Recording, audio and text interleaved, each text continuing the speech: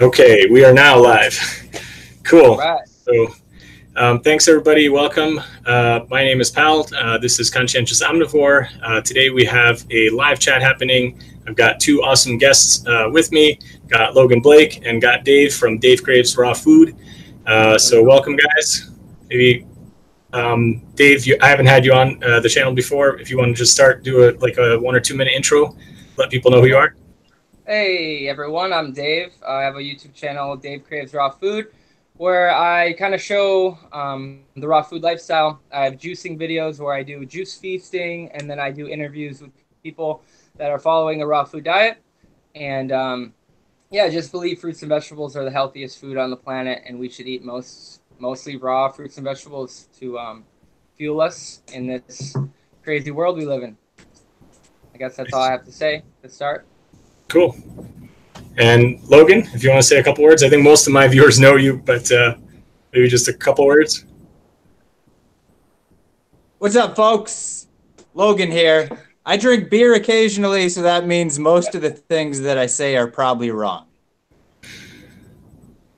I used to drink beer. That's all I got. Most of the things I used to say are probably wrong. I also used to drink a lot of beer, so we have that in common. Nice.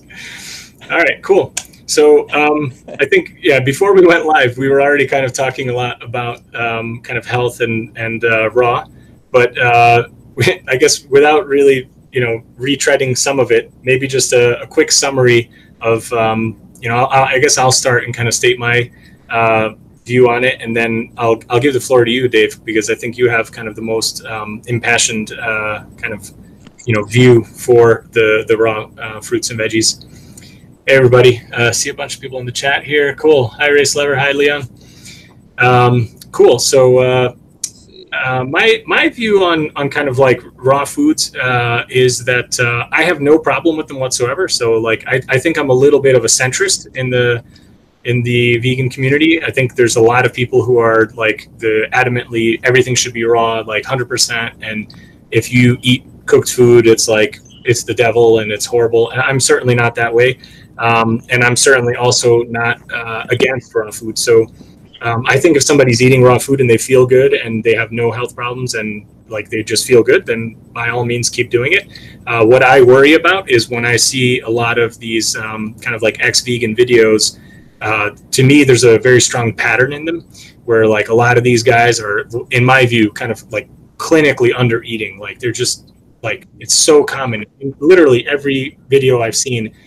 The guys and the girls, they're definitely not getting enough calories, and I just think like like I'm physically active, I run a lot, I do other stuff, and I just know like you need to have enough calories. And when you see these people saying like their hair is falling out, or they don't have enough energy, or they have no sex drive, or they're losing weight and they can't maintain a healthy weight, it's like you're clearly not getting enough calories. And there could be other things too, like hormonal imbalance, or other stuff going on. Maybe they're not eating enough fats or whatever, but I just worry about that. So it's not like I would ever tell somebody to start eating cooked foods if they're doing well. If they're doing great, then I think by all means keep doing what you're doing. I just worry when sometimes people try to push a message that that's the only thing that can be healthy, and then you see problems, and then people leave veganism, and I think that's kind of like a bigger concern for me.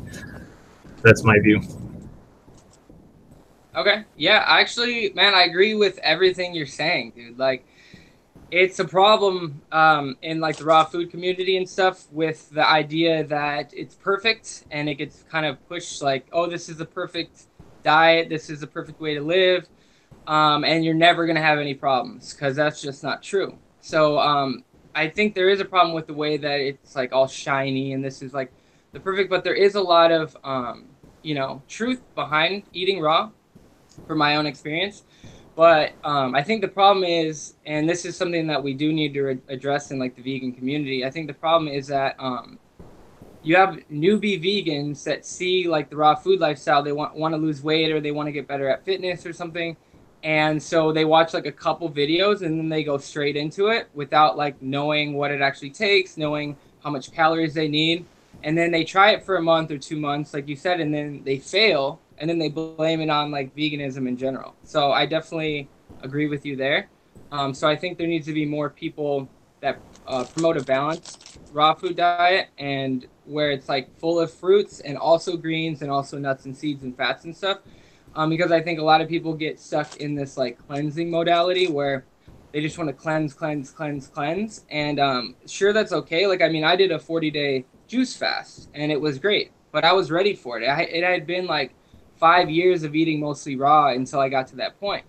So it was like I knew what to expect and all that stuff. So for me, raw food is the food that has the most energy, like fruit especially. So like a lot of people say when you cook certain foods, you release nutrients, right? So like if you cook tomatoes, you get more lycopene. But from what I've seen, it's like you may get more lycopene, but what are you destroying in the process? Like, are you, you're kind of like messing up the fats. Tomatoes a bad example for that, but like you're making everything, like you're changing the chemistry is what I'm saying when you're heating something up. So sure, one thing might be more bioavailable, but everything to me is like a whole package. So destroying, like a food to release one good thing about it, to me isn't like the way that we should be doing it. Now, I'm not against having cooked food here and there, obviously. I do it myself. But I don't think that, I don't like the fact that people say like, and I know you don't think this, but like you can't be raw or raw is a bad thing. Because I think where people come from with the standard American, I think eating raw or mostly raw is a good way to transition into kind of detoxing your body and getting your body ready for a whole foods plant-based diet. Because to me, if you don't dig deep enough and like kind of get out all that old stuff, then that's why I think a lot of vegans are running into problems as well. Because they have never done, and like it depends on how healthy you are when to start, but like they've never done like a cleanse longer than like 3 days to kind of like reset the body and allow it to perform optimally once you start including like more plant-based foods and stuff like that. So I mean, I'm not a very linear speaker, so like I don't know where I'm going with this, but yeah. So if you want to say something to that, and then I can keep going. But yeah. I think there's a lot of truth to what you're saying, because I mean I can remember back very well to like my meat eating days. Like I would there was like one job that I had where I would travel a lot. And I would go away for like a week at a time, or sometimes maybe at most like 2 weeks. But even when I went away for like a week, I was like eating restaurant food like every day, like basically 3 times a day. So like I was eating breakfast at the hotel or something like that, and then same thing for lunch, like go out with coworkers, and then at night go out to a restaurant. And I remember even back then, like I would kind of pig out and just eat everything, and then when I would get home after like that 5 or 6 days of doing that, I would just invariably feel like pretty sick. And I felt like, man, like I want to go home and just eat a salad. Like, yeah. And that's probably like a miniature version of kind of what you said, like your body's just telling you like, dude, like you're killing me. Like just stop with this nonsense, and of course I was eating a lot of animal products then. So, some of it is probably that, but I think even just, sometimes you just really feel like, man, I could just really eat like a nice, bowl of salad, like just throw some tomatoes in there, some grapes, some, like peppers, whatever. And it just makes you feel good. And, so I would agree with that. And I think for anybody who's eating a really bad diet, like, full of animal products, full of like processed foods, of all kinds. I mean, it doesn't have to just be animal products. Like you could be eating Twinkies all day or whatever. And, I mean, that would still be horrible. And like, so I just think like for somebody like that, it could make them feel really good to eat just like, nothing but just like good, healthy, wholesome, like fruits and veggies, like raw, and reset their palate and stuff. A lot of people, I think, don't know that, your body will adjust to what you're eating. So the carrots and peppers might taste pretty bland at first when all you're used to is like pizza and soda and I don't know, whatever else.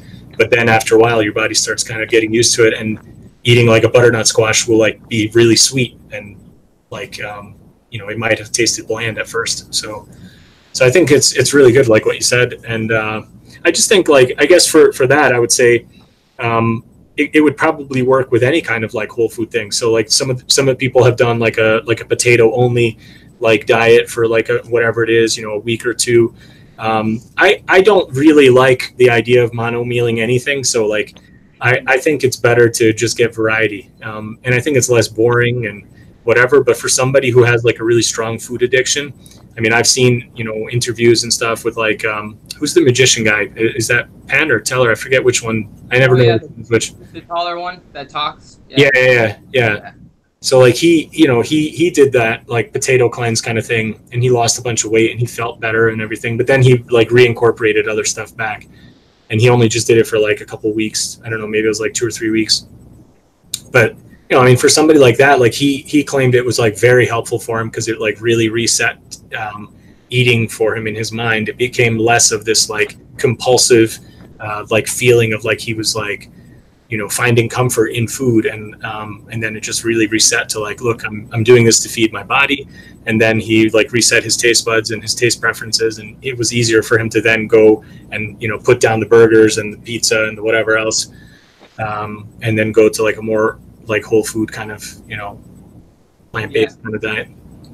Yeah, see, that's like the easy transition compared to like someone doing like a juice cleanse, right? Because like that would be like the ultimate reset, but it's also not practical for people to do. So I do like that. But the reason why I really promote raw food, and you kind of just touched on it with the potato thing, is yes, that works for resetting your taste buds, but I want to get people used to eating, and maybe that will do that, but eating more fresh fruits and vegetables. Because I think that's the most important in their raw state, because one of the big things, which I actually didn't mention yet about raw food, is the fiber that's in the raw fruits and vegetables feeds your gut bacteria way better than the cooked fiber, right? So like the raw fiber that's in especially like leafy greens and fruit and stuff like that is really beneficial for feeding your good gut bacteria and keeping your microbiome healthy. I'm sure, you know, cooked fiber does okay with that, but also like raw fruit fiber helps like flush out the colon better than like cooked fruit fiber. And now I don't have any studies to bring up for you for this, but I have read certain ones that say that raw vegetable fiber feeds the bacteria better. So there's just, to me, there's so many benefits of eating raw. And I wish I was like this like militant like raw as a law person so I could like talk to you more, because I'm not though. Like I don't think you need to be 100%. I think everyone should be no one should be anything but like 80%.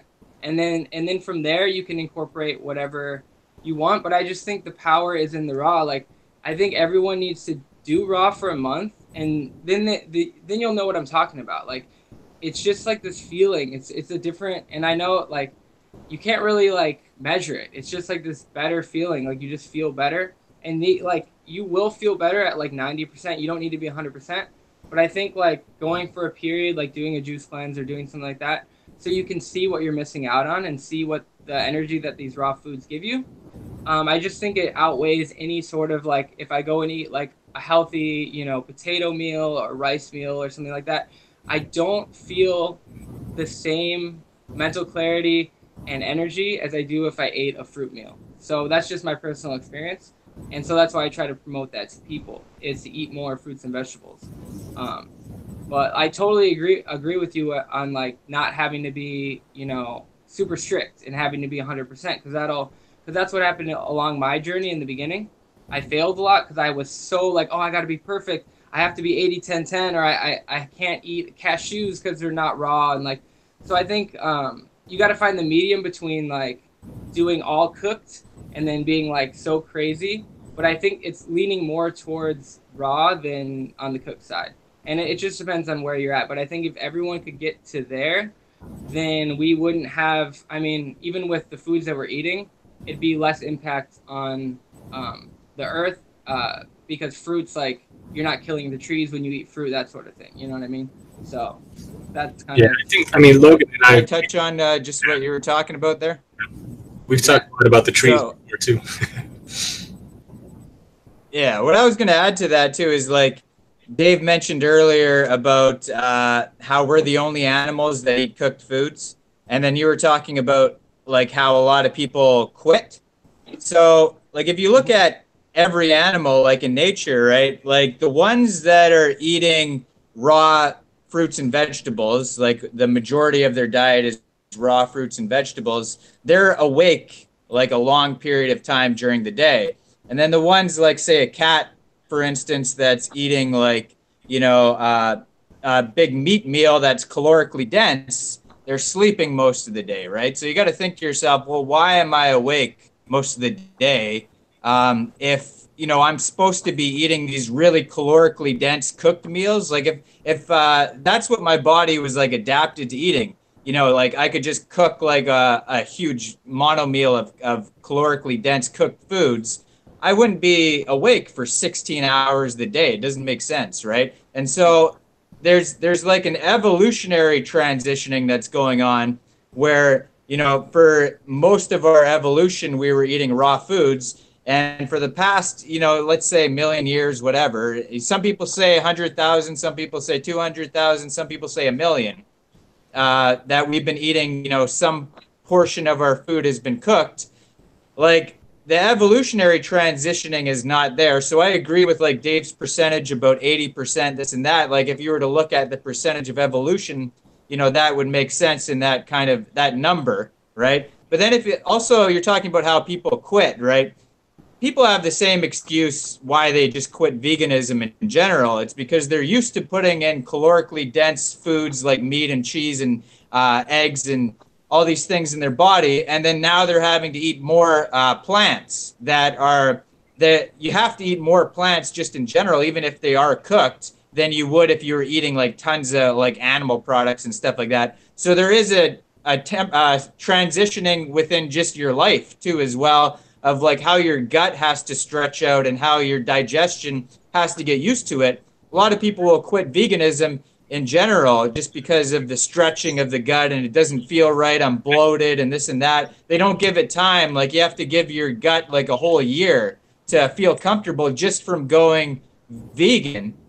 But if you jump from like, I'm going, from an Eskimo diet to a raw fruit diet, then that's just insane, right? So there is a time of like transitioning that needs to occur in order for you to feel comfortable on the diet, or just with any routine in life in general. You need transitioning, right? So I was going to add something to that too as well.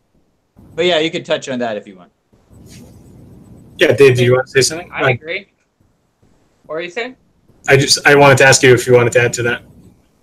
Me? No, I mean, I agree. I agree with that. Like, it's not going to be easy. Like, I think Logan used the, like exercising, like going to the gym argument one time before, where it's the same, like the amount of people that quit that.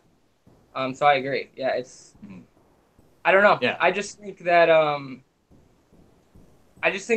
like the fact that there's raw food people out there, and I like the fact that there's cooked vegans out there. You know what I mean? I like that we have two, and I just think that they're both inspiring in their own way to help people. Like, I think it's good because some people don't want to go raw and some people want to, and I think I don't know, I just like the fact that you can be vegan in a bunch of different ways, but for me, I like to eat more raw personally.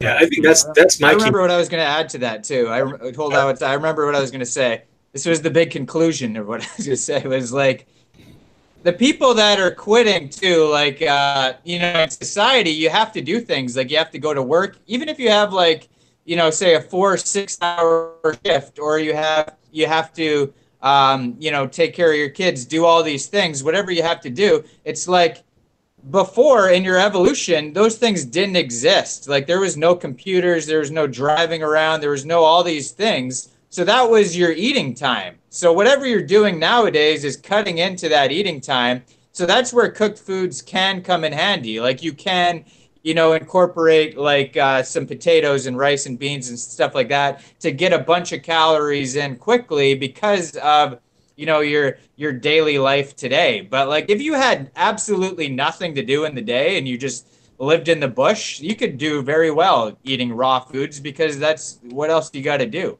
Yeah. Yeah, so I would just add to that I think this is kind of like dependent on the environment you're into. And I definitely like the feeling of kind of grazing on like fruit, especially like when I was out in the garden a lot in the summer. And even if I was working on a project, so I was like building a wall or like, doing stuff or mowing the lawn or doing anything like that. you know, just to be able to like stop every once in a while, get a little swig of water, or like go and pick some raspberries from the bushes, or like go and pick some plums and eat those, you know, just stuff like straight off the tree. You know, that I think is like, it's kind of like the most fun and like rewarding part about having the garden, is that you just have stuff, just walk over and pick up the strawberry and eat it. So that absolutely, I think, jives with kind of the evolutionary idea that, you know, we evolved eating lots of fruit, and, you know, whatever other greens and edibles were kind of in season. And especially, you know, with the idea that people kind of evolved around the tropical areas where most of that stuff would have been available year round, like it totally makes sense. And then as people kind of progressed farther, you know, away from the equators, or the equator areas, then they would have been kind of forced to, you know, still be able to eat in the kind of lean times of winter. And like, I just did a video, we harvested squash just yesterday, and you know, the squash is a great example where, you know, you can put that stuff, you know, in a cool area, and it'll last for months. So you could absolutely you could harvest squash and you know, potatoes and things like that, and you can keep them in like a root cellar, you know, kind of cool environment, and have plenty of you know, calories to keep you alive through the winter when, you know, all your fruit is gone. But even in the time like this, like it's, you know, mid-November, I just picked like 2 or 3 cratefuls of this fruit called medlar fruit, and that's kind of like this fruit that's found all throughout Europe. And it's a really nutritious food. It has tons of like vitamins and minerals. It has like lots of vitamin C and B and E, and has like zinc, and I don't even know what other stuff. I think it has like calcium as well. And it's this like really delicious fruit, and it only ripens once the weather actually starts dipping down to like near zero. Like you actually kind of want it to get like almost like partially frozen, because that's like when it actually will like ripen, and it gets to be this like really squishy kind of, like the inside of it looks almost like applesauce. And I love that stuff. You can just pick them off the tree and just eat them. But that stuff will also last for, you know, like weeks stored if you pick them like when they're unripe. So they're like, you know, you could be eating fresh fruit basically into like November and December. So it's just kind of like goes counter to a lot of what these like you know, especially like carnivore meat eating kind of like people promote, that like, oh, you can't have like fruit in the winter in like Northern Europe, but you could, because like this fruit is just one example, and there's other fruit like that too. The Cornelian cherry dogwood is similar to it. It usually ripens into like October and November, so it's pretty cool. Yeah, and then with, like you said, like with canning. Speaking of squash, like sorry, go ahead. No, I was just gonna say, like with canning practices and stuff like that, you can save all your food, so it doesn't. You know what I mean? It doesn't matter if it's not growing year round, because also I believe we started in a tropical environment. Because we moved away, that doesn't mean that's not our natural diet, you know? Just because like we can't grow it where we live now, that's not an argument for like what we should be eating. But what were you gonna say, Logan, about squash? Exactly. That's a good point there. It's just like just because we did move, I like that. I never heard that before. Just now, because like, we did move doesn't mean. Yeah, exactly. Yeah, people did what they had to. Yeah, that's why I don't have. Sorry, go on. I just said like that. Yeah, people did what they had to survive. So it's like if you have to grow potatoes and squash, then you will. Mm-hmm. Or even, unfortunately, well, that's the reason why I don't have fur on my body too. Is like, you know. I mean, some of us are more furry than others. Yeah. Wow. Well, I was gonna say, speaking of squash, listen to me. I just went to the grocery store and I bought this, right? And this is a canary melon.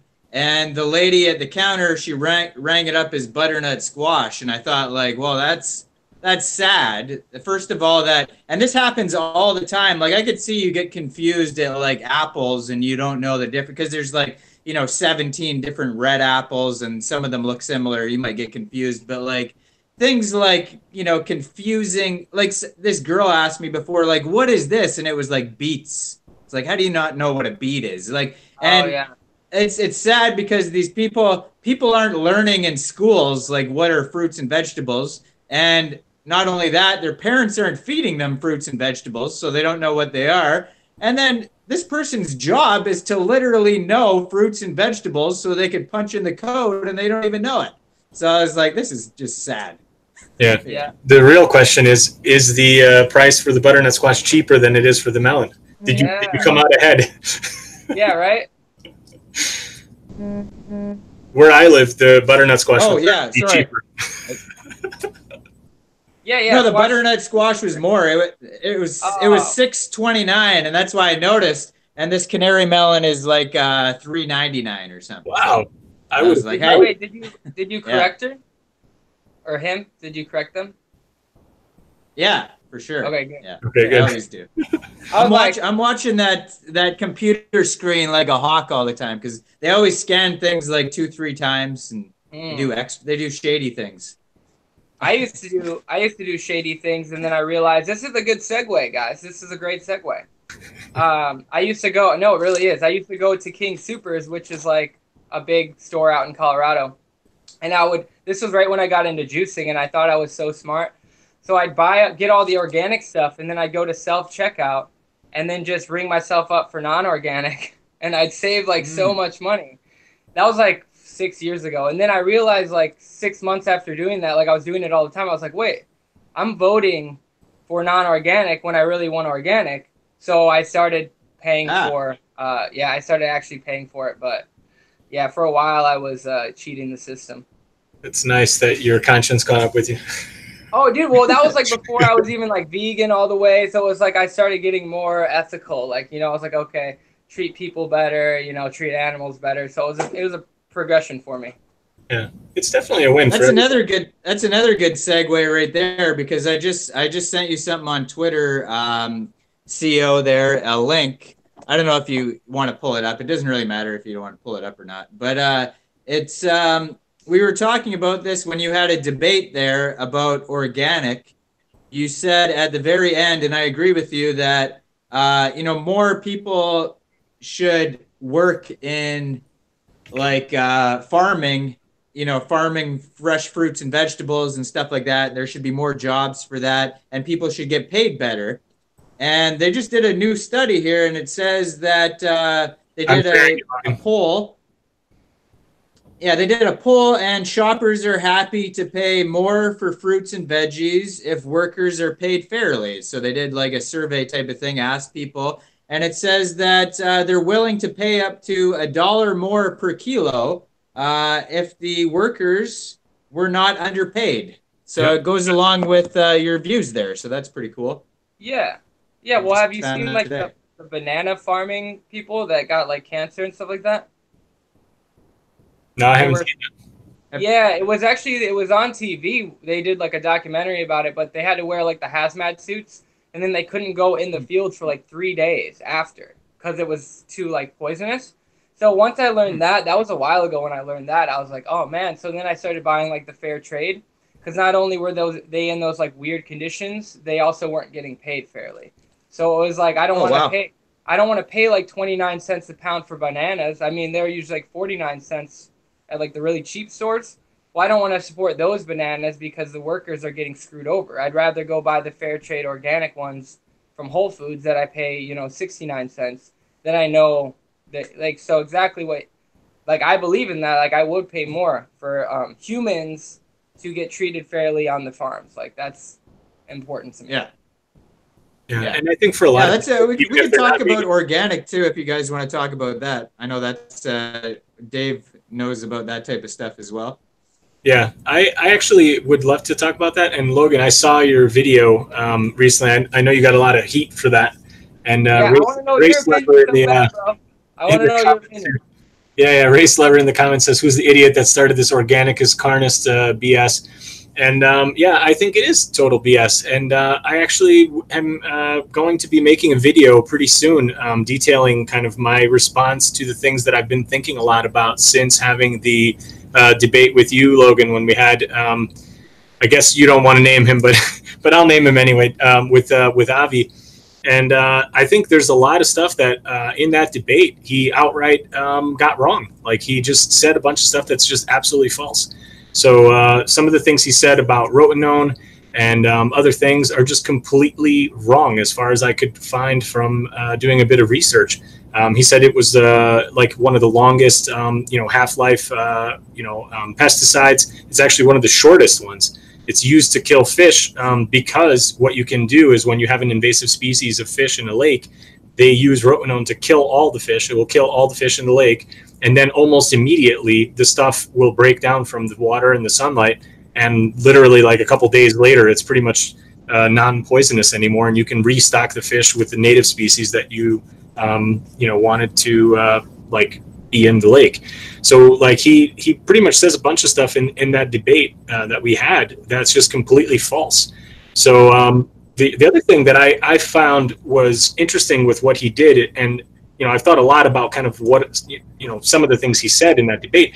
Afterward, he did a lot of these kind of like little tricks where he would say something, and then you kind of like start following along to what he's saying, and then all of a sudden he kind of pulls a fast one on you, and he kind of says something else that sounds like it's the same continuation of what he was saying, but it's really something completely different, and you just kind of left, not like. You kind of like agreed to something that isn't really the case. And one thing that I never agreed to in the debate was that that conventional fruit or veg was as healthy as organic. I just said to him that if it is, and all things being equal, that I consider his arguments about the ethics to be kind of valid. But I got two things kind of wrong. One is that I just believed him when he said the stuff about the half-life of the pesticides. And then the other thing that I missed is just a logical error on my part. I completely, ignored the fact that conventional farming will use all the same stuff, including the animal manure and the rotenone and everything else that he was talking about, the same as the organic. And in addition to using all of that stuff, they will actually use a whole host of other things as well. So what I would want to do, and I will do this in an upcoming video, I want to correct some of the things that he said that I now know to be false. And then two, I want to clarify my position that I'm in no way convinced that non-organic is as healthy as organic. I still think organic is healthier based on everything I've read since then as well. And also, I think, as I said in the debate, veganic is definitely the best, best for the environment, best for people, best for the animals. So there's really it's a moot point. It's like this whole argument, in my view, it literally is just dividing people who are already vegan over a stupid issue that shouldn't matter. And it's like the wrong direction to be. It's the wrong direction to be going in. Exactly. Facts. Yeah, exactly. Literally, exactly. I don't know why they would even. I don't know the point of it, to be honest. That's what I was trying to find Notoriety. out.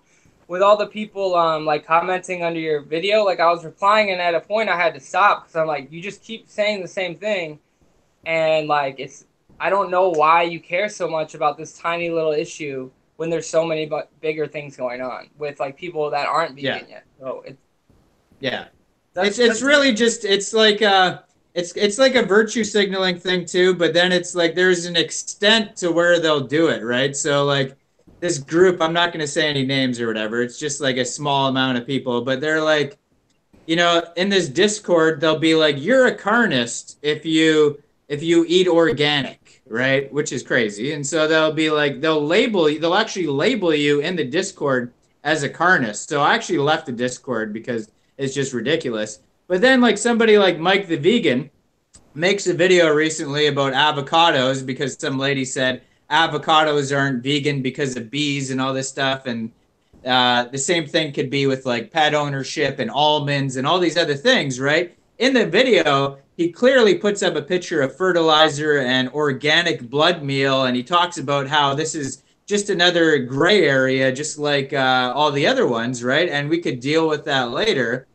They're not going, oh, Mike the Vegan's a carnist. No, they're like, oh, well, he just doesn't understand. But all you other people, you're carnists. Oh, yeah. Right? So it's like, it's really crazy. Yeah, someone said that to me, too. It's like, well, I was like, well, so how many people are you going to get to go vegan by telling them they can't eat organic food? And they're like, well, it's not for the non-vegans. It's for the vegans only that we're going to be telling this to. And I'm like, well, what's the point? Because the reason why they have manure is because people are still funding directly the animal agriculture. So that's why we have more animals. That's why you have so much manure. So we can just, you know what I mean? Just like stop funding them directly, then the manure will become less and less, and we will be supporting it less and less by like just natural ways. So it doesn't make sense that they're absolutely. And I said I'm this. Sorry, man, it gets me this in so our mad. debate. It gets me Yeah. so mad. I saw your comments, and I think you were spot on. And I think the thing that people don't understand is that it's not helpful. So this kind of approach is actually, I think, very detrimental. Like it definitely makes people think of vegans as like freaks that are like, you can't even agree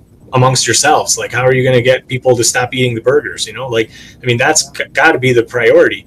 And I said this in the debate too, that like, you know, it is a byproduct. Nobody is going to raise animals so that you can get the manure so that you can put it on the veggies. So as soon as you stop eating the animals, people will stop breeding the animals. And when they stop breeding the animals, you're going to stop getting the cheap, you know, basically free manure to use for fertilizer. So at that point, people will be forced to either go with a, you know, petroleum-based kind of whatever, you know, conventional fertilizer, or they're going to be going to veganic, because that's the only thing that's going to make sense. Or what I think is another great idea is to go with human manure, and then get people to stop dumping their sewage into, you know, like the rivers and the oceans and everything like that, because it's a lot better.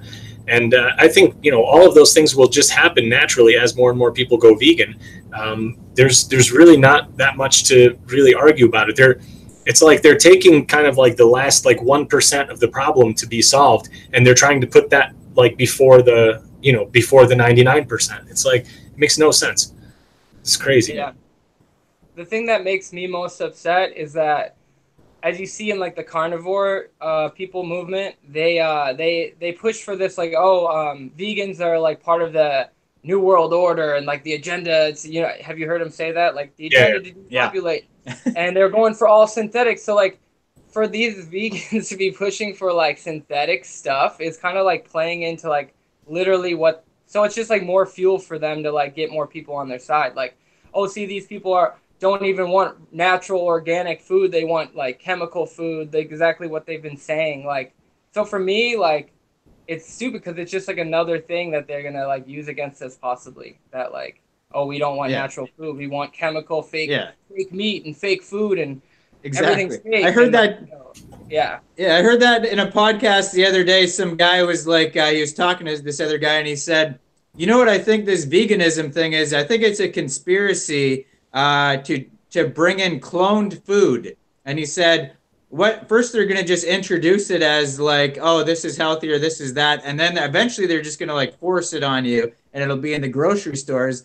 And the other guy's like, they're already cloning food, like about, you know, lab meat and all that stuff. And the other guy had no idea that they were doing that. And he's like, no way. He's like, I predicted that and all this stuff. It's like, it's hilarious. I got all these confirmed. Yeah, confirmed. I got it. Yeah. I don't know, man. It's a couple crazy people in the comments here. Leon, I think, made a good point. He said, yeah, that crowd tends to focus on one thing and really focus on it. I mean, you know, it's good for picking apart logical arguments and whatever, but when they're getting, this is kind of like a fundamental error. And I think they don't really understand Avi's argument either, and they don't question him on it because he presents it really well. And it's like he's just pulled a fast one on everybody. I literally kind of have got to the point that I think he might be like a shill. Like he might be like intentionally trying to like work against the vegan movement. I mean, it's like, it's that bad. Yeah. Like, I can't. I wouldn't go that far. I don't know. I'm not saying that's what it is, but it's crossed my mind. That's all I'm saying. That it's crossed my mind. Yeah. Everyone's a shill. I don't think he's a shill. No. I don't think he's a shill. I think, you know what? I think like he's very new to veganism, right? He still believes that that fish is healthy, but for whatever reason that Ask Yourself has convinced him in a debate that it's all about ethics and stuff like that, right? So he's just new to veganism. So now he's trying to get his notoriety by being like, oh, well, now I figured out this thing and I need to tell everybody about that. And then so now he's trying to out-debate everybody in that because he lost the first debate. But now I'm back, now I'm back with this stuff and everybody listen to me and stuff like that. And you could be like an amazing debater and still be wrong. Like I could be vegan and Ask Yourself could be a meat eater and he would probably school me in a debate. You know what I mean? And meat eating would win. just because he's a way better debater, but that doesn't mean he's right, right? So you gotta think about that. So that's why the most important thing is for the audience to hear both points and then go look the stuff up themselves and form an opinion based off their own research. Yeah, I would agree. Ray Slever had a good comment. He said this whole debate between the organic and isn't vegan literally sounds like a carnist argument to begin with, and that it's an appeal to futility. I think it literally is. It's exactly the same thing of like the avocados aren't vegan, or you could say, you know, even the organic or the non-organic fruit isn't vegan because the guy who picked it probably ate a hamburger at lunchtime. Like it's like, where are you going to draw the line, you know, or the guy, or not even the guy who picked it, maybe he's vegan, but the guy who drove the truck to bring it to the supermarket, or the guy who put it out at the supermarket isn't vegan, and therefore it's not vegan. It's like, come on, man. Like, it's literally just like an appeal to futility, and just, it's totally unhelpful. It makes people think that vegans are nuts. Yeah, I made a joke on Logan's live stream about how I couldn't drive my grandma to the hospital anymore because she's not vegan. So it's like, what? I'm supporting the animal industry if she continues to live. Like, it's true. Like, she's not vegan. Yeah. So I can't, you know, I could just kill everyone that's not vegan. That's just sad. Yeah. Like, that's what we're going to go. That's what they're going towards. And, like, it's really unhelpful. Really. One of the things Dave, though, brought up to me, like, because we were talking before I had the debate with Banana Princess Warrior there. He was talking about, you know, how it's basically like you're choosing poison over the other thing. And it's not, you know, it's not like a glass of poison and you're drinking it. It's like there is poison on this food and you're going to choose that over the other thing to not only feed yourself, but feed all the kids and pregnant mothers and everybody in the world. And this stuff has been proven to be more toxic than the other stuff. Like, I was just looking at some studies before I went on here because there's a whole podcast on Dr. Greger's channel about the differences between organic and conventional. And he references the studies. There's a study in there that shows that the phytonutrients are way higher in organic, and they're 20% to 40% healthier. And that's just the nutrients. But then if you look at the harmful things, it talks about 26 out of 27 studies showed the negative effects on the brain from the pesticides in the development of children. There was a huge problem with ADHD, attention problems, development problems, short-term memory. They also had, in terms of cancer, they had a study where it was conventional berries versus organic berries. And of course, the organic ones did way better in the prevention of cancer. So there's tons of studies out there. It's just ridiculous to be. And then the last thing I want to say is, like, 1 out of 3 studies that are saying, like, oh, GMO and oh, this is healthy and this is that, they're made by the actual people that that produce GMO foods and stuff like that. So, like, you have to be cautious about which ones you're actually reading. So, of course, I could find studies that say GMO is better. Like, that's not, just because somebody could pull those up and be like, oh, that's not proof of anything. And most of the time, they're not even saying they're better, because that'd be ridiculous. They're trying to say that they're even, because it's very hard to show that something's better, you know? Mm-hmm. Yeah. Liam in the chat says, you know, what's up with, like, if, let's say, organic requires 80% of its production using animal products, and conventional only uses 20% of the animal products in its production, which option would be more ethical? My thing is, it doesn't even really matter. Even if conventional didn't use any animal products, like the bone meal and the manure and all this kind of stuff, I would still say it's a moot point, because it's a byproduct. You are not directly paying for it, and you have no intention of wanting it to be there. The fact is that product is only available to them that cheap because of the subsidized animal agriculture industry. And they are able to basically literally give that stuff away for free almost, or, you know, at almost free prices. And then, you know, it makes it cheaper. But the actual fact is that I don't think conventional farming uses less manure than organic farming. I think they use just as much. It's just that in addition to that, they also use the chemicals. I don't think it's, I mean, I haven't seen any kind of statistics showing that conventional uses less manure. Like I haven't seen that. I don't know if Avi has or if anybody has shown that, but I haven't seen it. The craziest thing to me about all this is like, to me, that none of that matters, right? Because like realistically, animals are supposed to poop on plants. Like that's the way the world works, right? So like the way I see it is there should be more of like the permaculture type of ideas where animals are just living and crapping, right? And that's the way I would like it. But the craziest thing is like to boycott the healthier organic plants and spend your money on the poisonous ones. That's what you're going to support. Their companies are going to grow, and then that's the only thing that's going to exist is the poisonous plants. Like that's what we want. Like that's insane. Like what? Like I could see you buy veganic first, and you do the backyard gardening, you do all this stuff, you can, right?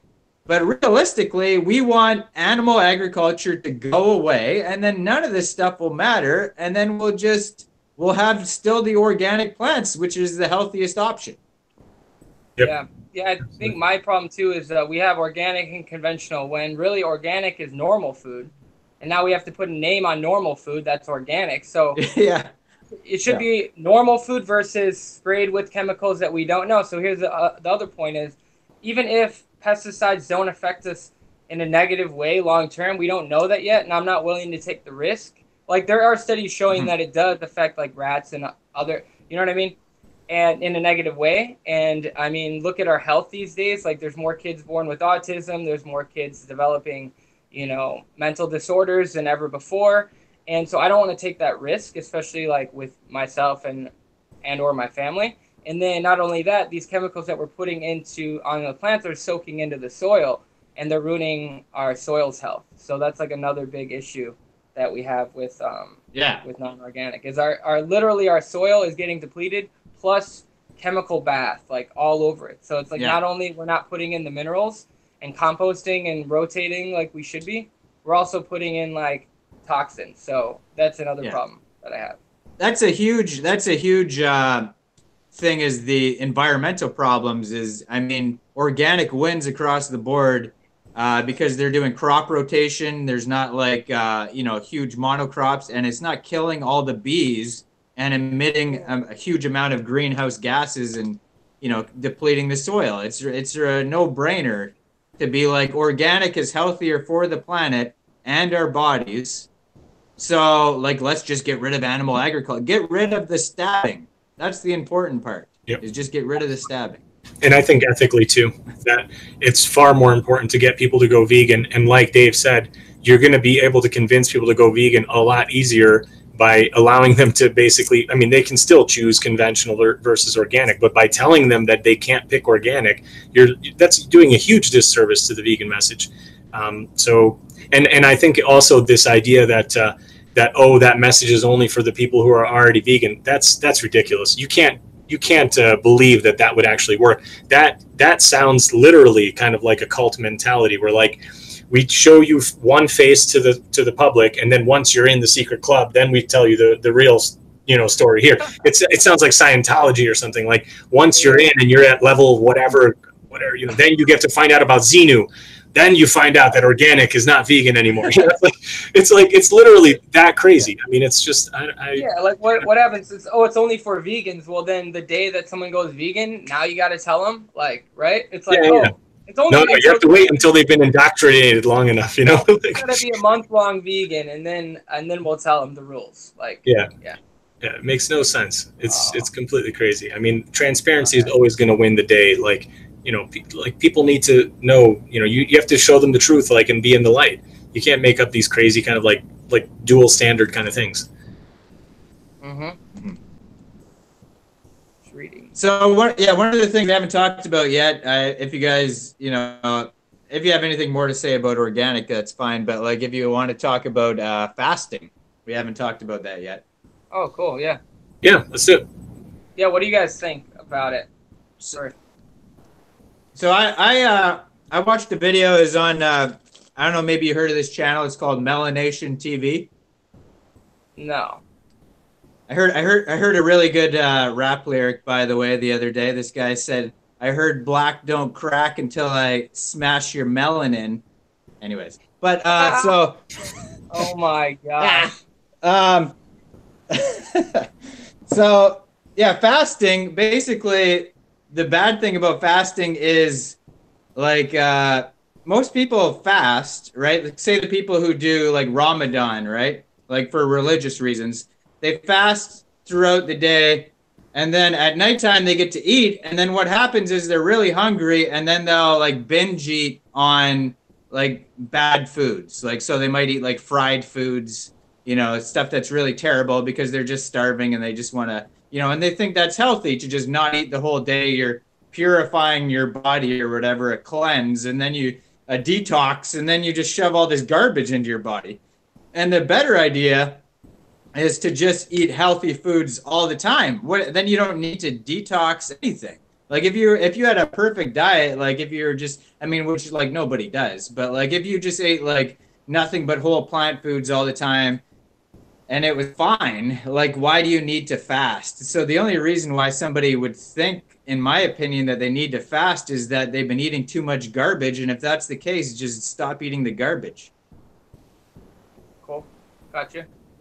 So, what I have to say to that is you're right, but the thing that I've noticed is that you weren't eating healthy your whole life, right? So if you are 30 years old and you used to eat standard American and now you adopted a healthy diet for like 5 years, I don't think that you're going to be able to reverse the damage that's done from those poor food choices in the past just by eating more good foods. I think that you have to take the burden off of your digestion to allow your body to have extra energy to heal itself.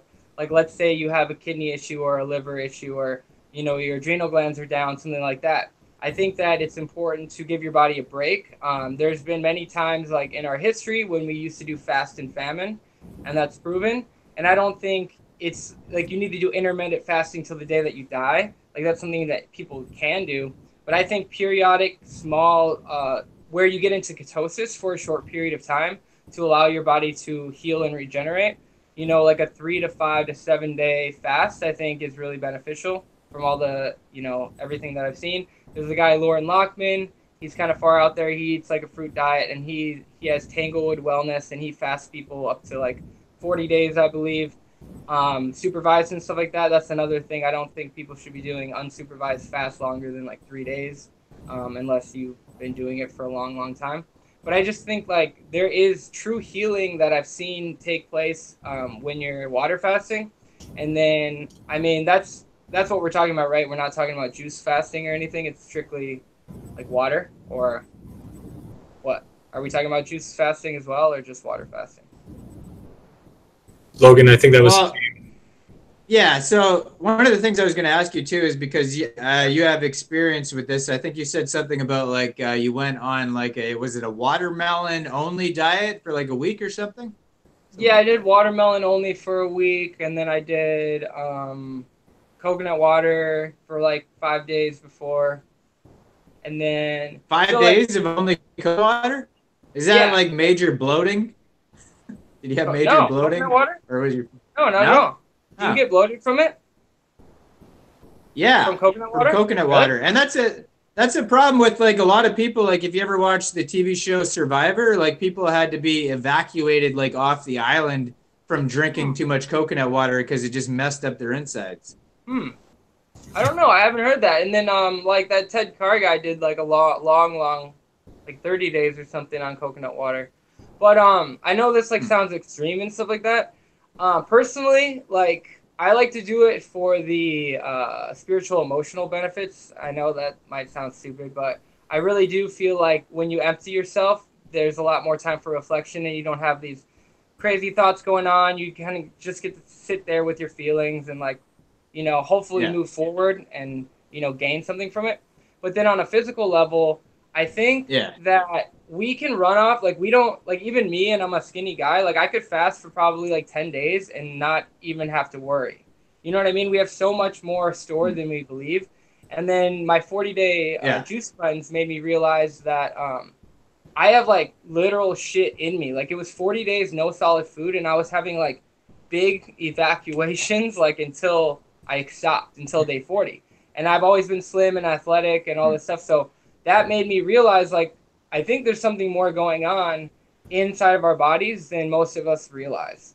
So from my own experience, that's why I believe that fasting can be beneficial, especially if you have like stubborn weight that you're trying to lose. Like, it's not always going to be because of just like water retention or fat. There might be like toxins in your body or old feces that you are carrying that extra weight because you're protecting your organs from these like toxic substances. That's not coming from anything like factual that I know for sure. But Dave, I gotta stop you for a second there. Yeah, go ahead. I mean, on the feces question. So, I mean, I have 2 kids, and I can tell you, like, at the beginning, they're just breastfeeding. They're literally just getting, mother's milk, but they're still pooping. So you can definitely still poop just from liquid calories. Though? Like I'm talking like I have pictures like snake things coming out of me, like long. Well, I mean, like I'm telling you, like, I don't want to show you. Like, I can show you if you want. Like, literally, like long things on like day like 30, and I'm like, I didn't eat it. I didn't eat this. You know what I'm saying? So, I mean, I guess, and there is still fiber in like mother's milk. So, I mean, that could I'm pretty sure there isn't. There's no. Well, fiber. There's soluble fiber. You can look it up. There's definitely soluble fiber in every liquid. Except for water, probably. That I'm pretty sure there's going to be soluble fiber in it. I will look that up separately, but I kind of can't believe that, because I mean, just like eating animal products, like if you eat meat, there's no fiber in meat. Yeah. Well, did you look it up yet? No, but I'll just. I don't care. We'll figure it out later. That's interesting though. That actually is good because I know that's right about juice. Yeah, I know you're right. Like in juice, there's soluble, but there's no insoluble. I know you're right about that. But that's because it's a plant. So I just typed in, is there fiber in milk, into Google, and it says 0 grams of fiber per 100 grams. So I mean, yeah, but they don't measure soluble. It has to be insoluble and soluble combined for it to be a number, I'm pretty sure. So that's why I would say 0. But I don't know. Dave might be right. I'm not saying I don't care if I'm wrong. It'd be great if I'm wrong, because then I have more info to know about. I don't care, man. I'm learning, bro. This is my life. I'm trying to learn everything I can.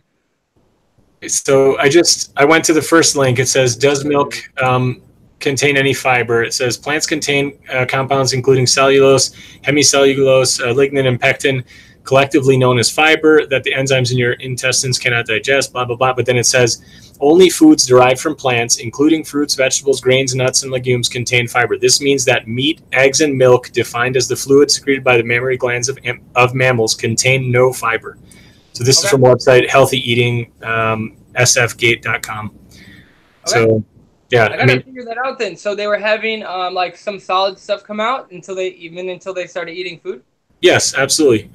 Babies do poop, and and they don't have to look that up, because I mean, that was just my personal experience and my questioning, like, how is all this coming out of me when I'm not putting anything in?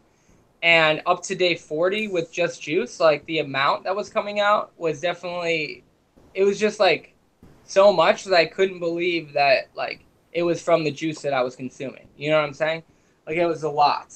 And I know it smelled like it had been in there for a long time. So that's, like, it wasn't like, oh, it smells like watermelon or something like that. So.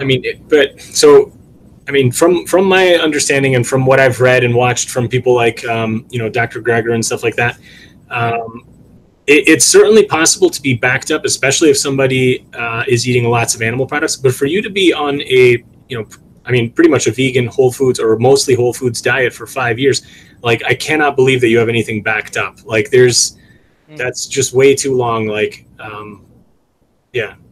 don't know, man. I don't know. I just saw what I saw, so I'm not sure. Like, I saw what I saw come out of me. No, I'm sure you had feces. That's what I'm saying. But I think that's normal, and I think that would keep happening as long as you had calories going in, and you obviously were consuming calories. So, but I think that's just a normal, like, kind of process of like I was saying, the babies, even though they're getting no fiber, they are still pooping. So I think this is kind of like a common misconception that sometimes vegans will say to like carnivore dieters. They'll say like, "Oh, good luck. You know, what do you poop like once a month?" It's like, no, people are still going to poop. It makes it easier to poop, and it makes your stool softer and like less likely to get a hernia, like basically trying to get it out. But you know, you are still going to poop even if you had no fiber. Like I said, like literally the baby is still going to have poop, and they poop multiple times a day, and their poop isn't that much smaller or that much different than when they're eating solid foods. Yeah, I mean, it makes sense because whatever you're eating is you're sucking the liquid out of it, and that's why it comes out more dehydrated. So I mean, even with the liquid, I could see getting all of the, just leaving that little bit left.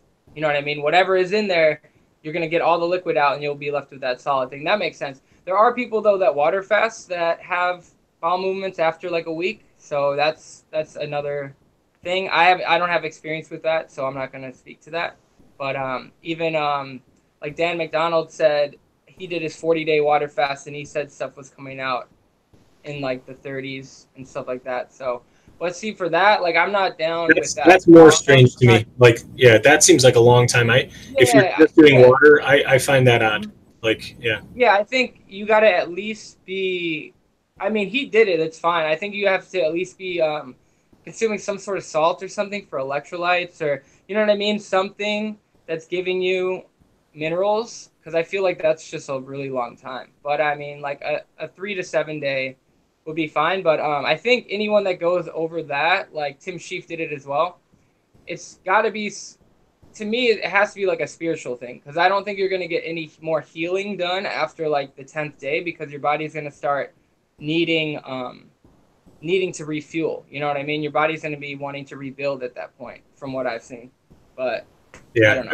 I actually think that what he has done is quite harmful. So I really like Tim Sheaf. I hope he gets some help and like really gets back on track with his health, because I think he's kind of the epitome of what I said in the beginning, of like people that I worry about when they're vegan to start, and they're like really excited, and they're like all about like spreading the message and everything, and then they get into this like more and more kind of like, I need to be more healthy and like more, more. Everything's like more. And then it gets to this point where it's like their health is never good enough. The raw food isn't enough. Now I have to do this. Now I have to do that. Now it's like I can't drink a glass of water from the tap. Now I have to drink my pee. Now I have to do. It's like it's just too much, too far. And then like I don't think that that level of fasting is good for anybody. I mean, you're literally starving yourself to death, and I mean, he lost like close to half his body weight. Like that just cannot be good for anybody. I think I mean, if you're like morbidly obese or something, and then you're using that as weight loss, I mean, even that is probably like questionable and probably long term bad for you, because what happens is those people end up getting even heavier later. And you have that with like the people who are on these like contestants on these TV shows, where like they try to lose the most amount of weight quickest possible time, and they do like insane workouts and really severe calorie restriction, and they all end up fatter than they were when they went on the show like a few months later. You can't do that to your body. I think it's much better to lose maybe like half a pound or a pound a week, and just do that for 4 or 5 years, and just keep that consistent. You can maintain that and not go crazy and not feel like you've deprived yourself or starved yourself. But like a lot of people, when they lose a lot of weight, they go right back to being overweight like half a year later. Most people don't have that kind of willpower to just maintain from there. That's why I figured out how babies crap, if you want to hear it quickly. Yeah, sure. So there is no soluble fiber. You're right about that, but it says that there's a thing called oligosaccharides, and that's important that the mother's milk has oligosaccharides, because they act as the soluble fiber in breast milk, and their structure is available to act as competitive, and then it goes on and on. But yeah, it's oligosaccharides is basically what you need for babies to crap. Oh, okay, that's cool. The more you know, right? Yeah. And it's naturally found in the milk, you said, right? In the breast milk. Yeah. Yeah, they said that's important to know, because like how they make infant formulas. If like the infant formula doesn't have oligosaccharides, then that's like bad for the baby. Because they'll get backed up, they won't be able to poop. Interesting. Yeah. Okay. Yeah. Oh, so what I was gonna say too is, have you ever heard of the book Rational Fasting by Arnold Ehret? Nope. Okay, so he is like way back in the day, wrote a bunch of books on fasting, but his technique is a lot similar to like kind of what you were saying.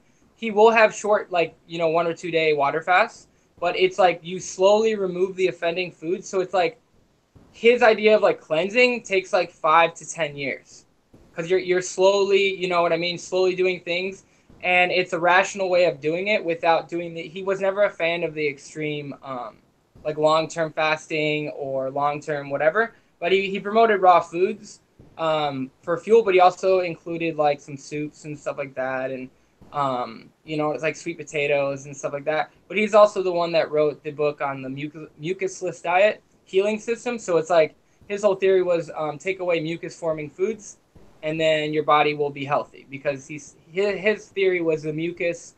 The mucus is what's kind of making people sick.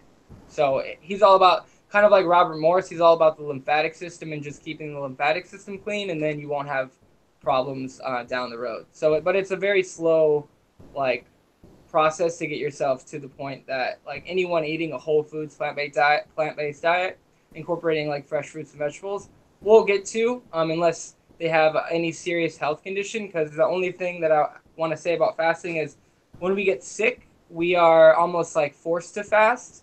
So that's why I believe, like if people are dealing with illness, fasting on juice or water is very beneficial, because you're giving the body a break and letting it rest from like digesting everything, and it can kind of catch up. And then if you really are worried about having nutrition deficiencies because you're fasting, or your body's going to eat itself, if you add the juice in, then you're going to be getting all of the vitamins and minerals you need for your body to function, while keeping like on a calorie deficit, so your body can heal, kind of the same as you would like if you get the flu or a fever, you don't want to eat for a couple of days. You know what I'm saying? So it's like that kind of reset, but you like choose to do that, if that makes sense. Yeah, I got a question about that. So like, there's so many things you mentioned about, like, there's intermittent fasting, there's this many days of fasting, you could fast with coconut water, this and that, all these things, right? There's people are so varied, like everybody's been eating such a varied diet, like they're just like their sleeping patterns, bowel movements, everything you could think of is so varied. How would you know what to do and when? Good question. Well, the thing is like the more, I guess, like backed up you are, so like the more symptoms you have, or like medications that you're taking, you want to do the easiest, most gentle fast. So like you would do, honestly, just a fast for most people would be a raw food diet, just eating raw food or just eating fruit. That's technically a fast from the harmful foods that you're eating, right? And then, so like it's someone like me that's been like vegan for a long time and done a lot of raw food, like I would recommend water or juice cleansing or something like to that extent.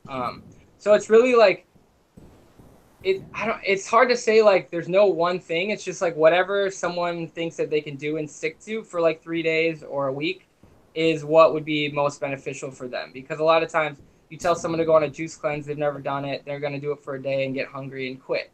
But if you say, oh, hey, eat fruit all day and eat a salad at night, and you'll get it'll sweep through and you'll get all that backed up crap out of you in a week, and you'll feel better. And that's the whole thing. It's just trying to get people to feel better. And a lot of times fasting does that. A lot of times people go overboard with it and it leaves them more depleted. So it is tricky, and it's one reason why I don't really recommend water fasting. I always say juice fasting, because that will deplete you at least less than if you were going to try to water fast and then you have all these problems. And another thing that's an issue with fasting is medications. So if you're on medications, it's kind of tricky because you're not eating. They might need to be taken with food and stuff like that. So there's a lot of factors that go into trying to find a way for someone to do it. And I don't think it's for everyone either. I don't think it's for everyone. But if you look up like the fasting clinics, like Tanglewood and True North, they do have a lot of good history, and they also have some people that unfortunately pass away. And I don't know if that's from the fasting or from the condition they had before the fasting. If they would have, seek like regular medical attention rather than fasting, would they still be alive? I'm not sure.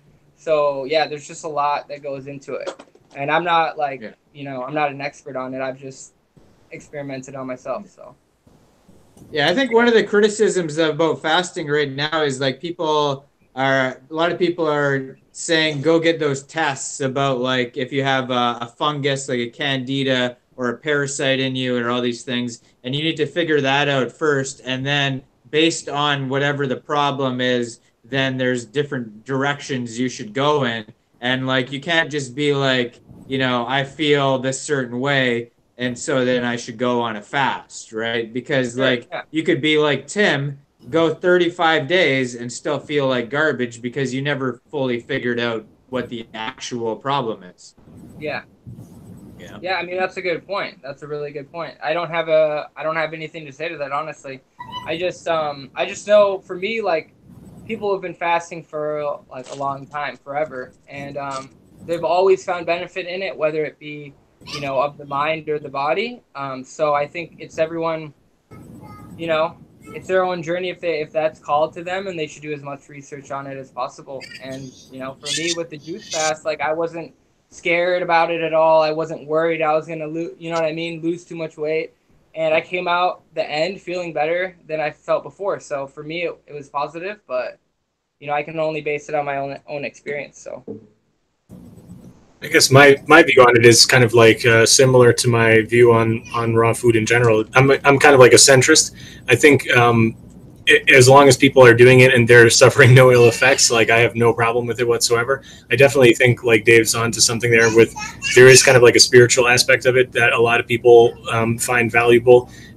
They can do meditation or kind of like quiet reflection and just kind of like self-evaluation kind of things. It can be very helpful. A lot of religious practices mandate fasting for certain things. So like for certain like religious rituals, you might be required to fast for a certain amount of time, et cetera, et cetera. And then there's like the things that like Logan mentioned too, like Ramadan and stuff like that, where the time of when you can eat is restricted, but the amount isn't. So there's like a whole bunch of variations, and that when you see things like that across cultures, across like various parts of the world, I kind of tend to think like it's probably fine and it's probably okay from a health perspective. But I just worry when I see people like Tim who clearly doesn't have a good understanding of kind of like what's happening in his body, and then he does stuff like that, and then it just kind of paints veganism in a bad light. That like, look at this guy, he's like doing this weird stuff, and like then he's quitting veganism because now he feels so bad he has to go eat eggs and fish and whatever. So that's what I worry about. And like to go back to kind of something that Dave, you said, where this kind of like idea of cleansing, I think for most people, unless you have some kind of like actual underlying health problem, I think for most people, like it's unnecessary. Like I really don't think people need to cleanse. Like your body does a great job of doing that. Your kidneys filter your blood and your urine, and you have your excrement going out. I mean that is the cleanse. If you're pooping and you're peeing and your pee is not like dark yellow, like you're probably doing okay. If you can't poop for 3 days, yeah, you're probably got some problems. Like that's not a good thing. But I don't think there's any harm to somebody doing like a few day fast. Like it's fine. I've read many things where there's certain benefits to it, and I think I don't remember if it was Leon, I think in the comments, or somebody in the comments also said stuff like Dr. McDougall will use fasting for like diabetes treatment. I remember like years ago, I have an uncle who's well, I have several uncles who are diabetic, but one in particular, when he first found out that he was diabetic, I remember at the time, I mean this was way before I was vegan, I remember like going off and researching a whole bunch of stuff, and like one of the treatments that I came upon was this kind of like severe calorie restriction diet for treating diabetes, and it had like a really good success rate. And I've read several articles about it, and it was like very scientific. It wasn't like some quack internet thing. And I kind of like told him about it, but he just was totally unwilling to even try anything or look into it further for himself, which is a bit of a downer. But lots of people have had good success like treating diabetes, for example, or other things. But that's where I think like if you have some kind of like illness or something's actually wrong, I still think like the most important thing is to actually get professional help, not just like you saw some dude on the internet say that fasting is great for you, and now you go on this 35-day, like you said, Dave, like unsupervised, like fast. Nobody was checking on him except for his friends being like, oh, well, he's still alive and he's still kicking. Like, okay, cool. But like, I mean, there was no monitoring. There was no like, any kind of like thing happening. And that's what I worry about when I see stuff like that. And it's just so, like Tim seems like a good guy, and I feel bad for him. Like, I think like, if I knew him personally, I would have tried to dissuade him from doing that, Yeah, I understand. So one of the points I was going to make is that, like, I definitely agree with you, and I agree on how that Tim can make, veganism look bad. It's unfortunate that, people just look at one person and then they judge like a whole, they just go off and say, oh, everyone's crazy like that. That's unfortunate. But it does happen. So I know what you're saying, that there is a responsibility for, oh, nice grapes. There is a responsibility for people with a big following to, to have a good, positive, like non-harmful message, I guess you could say, and kind of a more balanced message. And I do agree with before you like try to take your health into your own hands, to at least know what the problem you're dealing with is. So that was good advice that you just gave. Like, don't just say, oh, I think I have this, and then, oh, if I fast, it's going to fix it. Like, go and see, like, okay, figure out exactly what the problem is, and then if fasting is even something that can help. You know what I'm saying? So it's like, okay, well, if it's diabetes, and that's why you've been sluggish, and that's why you've been having, like, weird, like, you know what I mean? You figure it out. Like, yeah, maybe a short-term fast and then going to eating the right foods. And that's a big problem with fasting as well, is breaking it the right way. Any fool can fast, but it takes a smart person to, break it the correct way. And then I guess with just like cleansing in general, for me, just seeing the way that the world is now, and there's so much pollution and there's so many chemicals on everything, for me, I know the body can handle it to a point, but people are still getting, vegan people are still getting sick, and there's still like certain things, and I think there's more neurological things going on with chemicals in the air and stuff. I mean, I don't know where it's going in the future with how they're, kind of managing our food, and then they're spraying everything, and like, I mean, I could be crazy, but I believe in chemtrails. I see them in the sky. I don't know what the hell that is. So for me, it's like I want to stay on like a more cleansing diet, and to me, that's like stuff that's going to flush me out. And I think periodic, 3-day things, like every couple months, is a good thing, and that's just my opinion. I don't know. I think I certainly don't think that would be harmful. So I would have no problem with that. I don't think that's harmful. What you just we're gonna have more of these problems with air quality, and I think our body isn't set up to keep up with all of this chemical stuff that's happening. Yes, it will keep up with normal cleansing out the body, but I think there's like another variable that we need to deal with when it comes to this modern day and age. That's why I think cleansing is important, because we used to eat all these chemical foods, and I'm not sure if just going on a whole foods diet, our body is equipped to get rid of all of these substances that might be stored.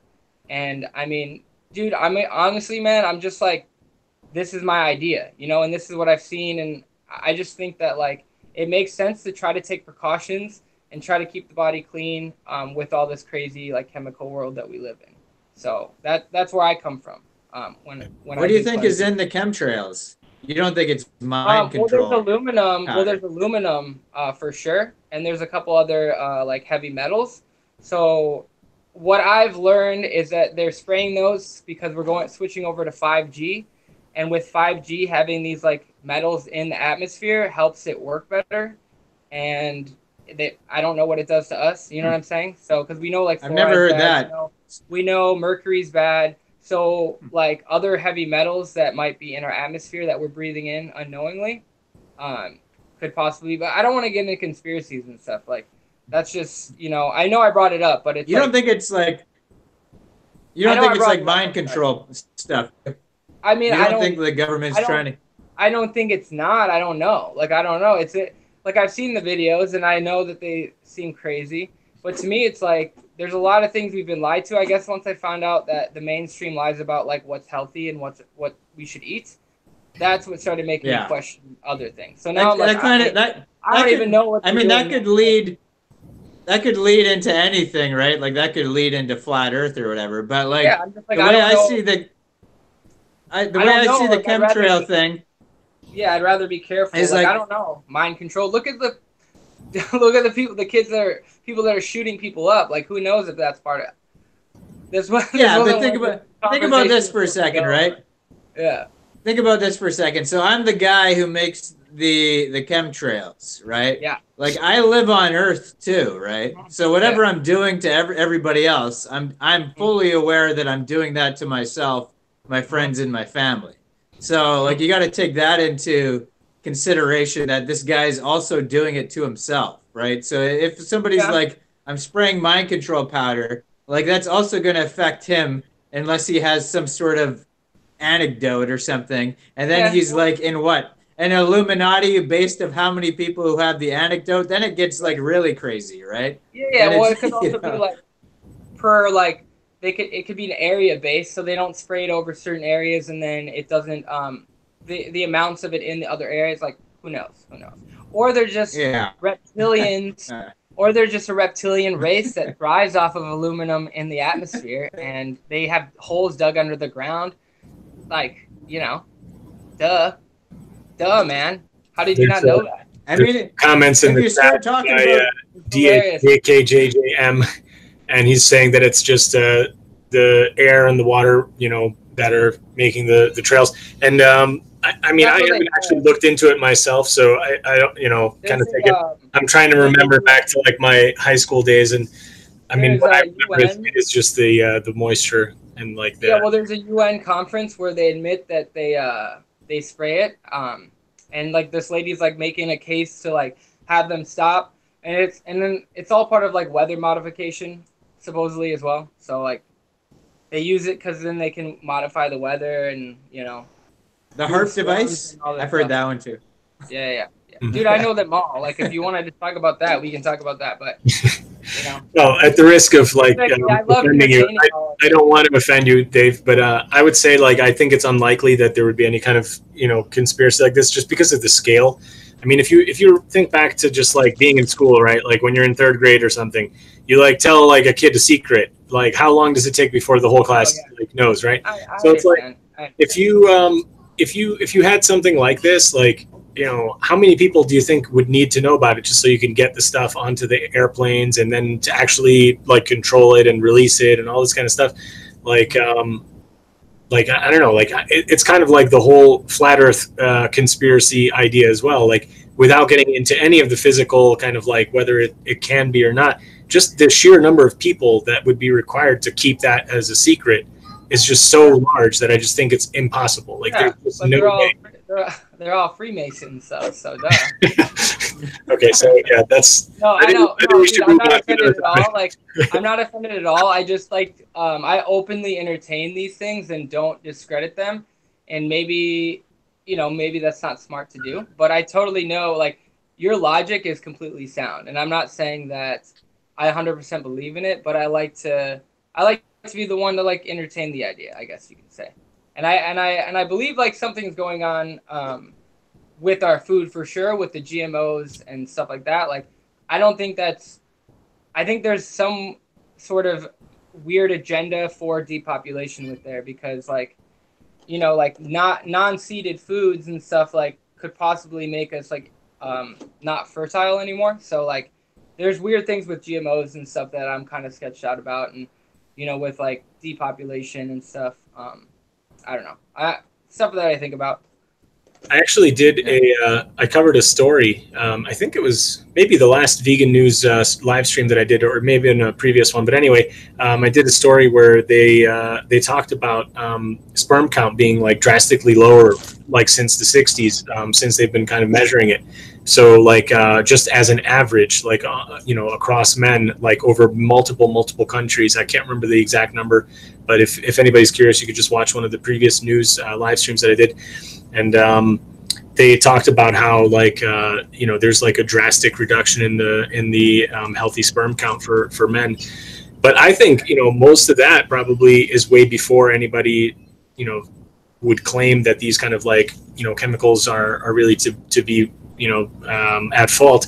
I think a lot of it is just the unhealthy nature of people and their diets and everything. I mean, like, it's not for nothing that like the saturated fat and cholesterol from like a high animal product diet, causes like erectile dysfunction and all this kind of stuff, and blocks your arteries, blocks your brain health, all this kind of stuff. I'm sure all of that kind of, goes throughout the whole body. So if you're unhealthy in general, like your sperm count's going to be lower as well. Like, I mean, I don't know. Oh yeah, and no exercise. Well, there's a lot of things that go into that. Sorry, yeah. Go on. Oh, I was just saying, like, no exercising. People don't get out in the sun. People don't, you know what I mean? There's so many things that could be playing a role in just being healthy hormonally, which would probably lead to a higher or lower sperm count. It's like, to me, it's like a hormone thing, probably.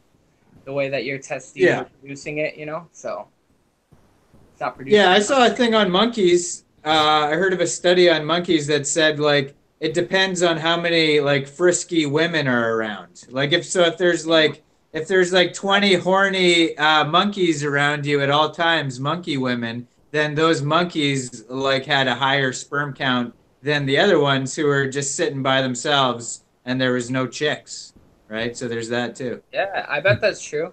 That's interesting. For humans too, I bet that would be true.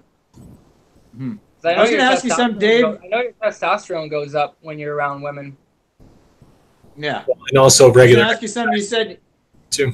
You said earlier about the lymphatic system. I don't know if you heard about like. So I've heard before that somebody said they're figuring out now that the appendix plays more of a role than they thought it did in the past, and they said that like they're figuring out that it's like the brains of the lymphatic system. Yeah. And I got my appendix taken out like 10, 20 years ago. Am I going to die? No. You'll be fine. It's just like it's weird that like we're going to start realizing that like everything is needed in our body. Like they used to think like, oh, you only need one kidney. It's like, well, there's two kidneys on each side of your body. It's because each side of your body is a separate kind of system in a way. Because you have this lung and this kidney, and you know what I mean? It's like you could have high blood pressure on one side and lower blood pressure on the other. So it's like your body is a whole, but there's two sides for sure. So to think that we don't need something like, you get your tonsils removed, and these are all like... I got that out too. These are, well, I know, dude, trust me. You get like, everyone does, but like, yeah, just because they get swollen or something, it's like they're swollen because, they're backed up. They're full of this lymphatic fluid and stuff. So their best option is just cut it out. So I don't know exactly what the appendix does. I actually learned a little bit about it when I was in that detoxification school, and they were talking about how people get it removed, but there is a role. I could get my book. I don't remember what it was, but yeah, like they thought it, like, why would we have a body that has something in it that we don't need? And they're like, oh, well, we evolved to not have it or something. But to me, that never made sense. Like, I think we need everything that's in us, like. Yeah, I got my tonsils out, my adenoids out, I got my appendix out, I got losing my body parts here. Yeah, man, you're not even a person.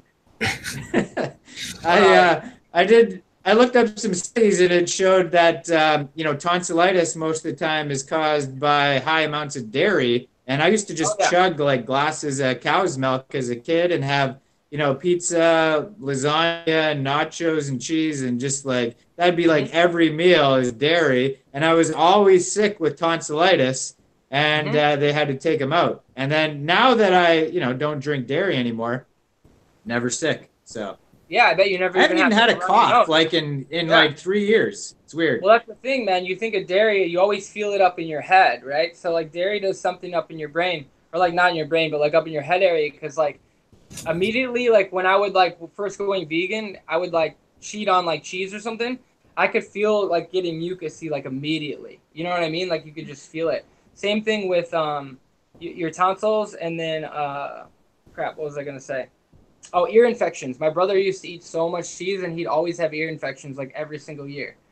Yeah, I had that too. You know what I mean? Yeah, from the dairy, too much dairy. Some people can handle it better than others, but that's why they don't get it. But yeah, man. It's all connected, right? Like, so I would have like, my nose would be plugged, right? Then I'd go to like blow my nose. I guess you're supposed to only blow your nose at one nostril at a time. I don't know, like, I mean, because then it could fire back up in your head, which is what happened to me, and it went into my ears. And then I'd have like ear infections, my ears would hurt. And then I was in swimming, so I would go dive like underwater to get a brick and bring it back up or whatever. That's what like we would do in swimming class. And one time I did that when I was congested, and my ears just got totally screwed up, and they were messed up for like a month. And it's all dairy's fault. It is. It is, man. Dairy is literally the worst. Dairy is scary, for sure. The worst.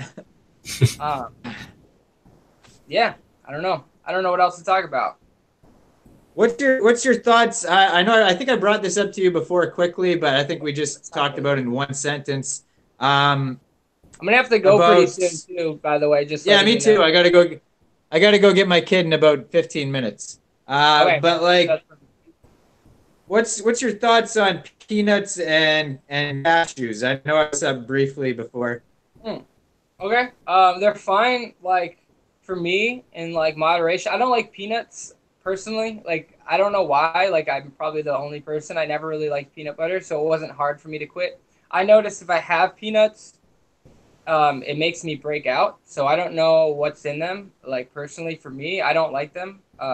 And they're like a legume, I believe. So they're not really a nut.